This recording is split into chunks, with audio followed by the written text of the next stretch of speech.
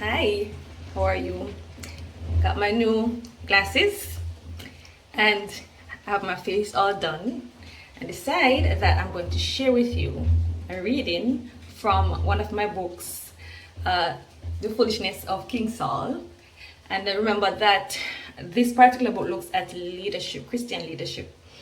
I was just reflecting on this particular chapter and I said, let me do a reading from Kindle, my Kindle version. So here goes. So it's chapter 3 and the title is God is faithful to equip us for the call. Yeah, that has been impressed upon my heart. So it starts with the verses. 1 Samuel 10:6.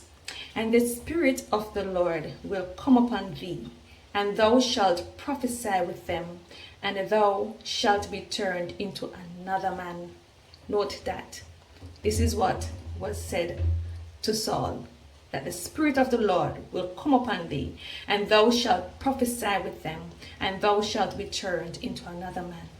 In 1 Samuel 10 verse 9 it goes on, it says, and it was so that when he had turned his back to go from Samuel, God gave him, this is King Saul rather, God gave King Saul another heart. And all those signs came to pass that day. The truth is, sometimes the calling on our lives carries such a heavy weight, and we might even be tempted to hide from the very people God calls us to lead.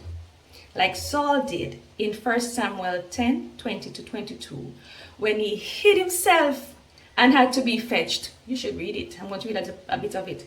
When I read this, I immediately could identify with Saul. Ever have an experience where you're in a situation, in a setting that the Lord has put you in, and it blows your mind, and the first thing you want to do is to run and hide?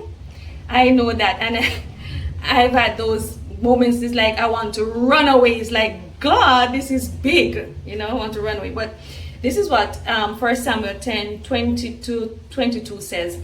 When Samuel had all Israel come forward by tribes, the tribe of Benjamin was taken by lot. Then he brought forward the tribe of Benjamin clan by clan, and Matri's clan was taken.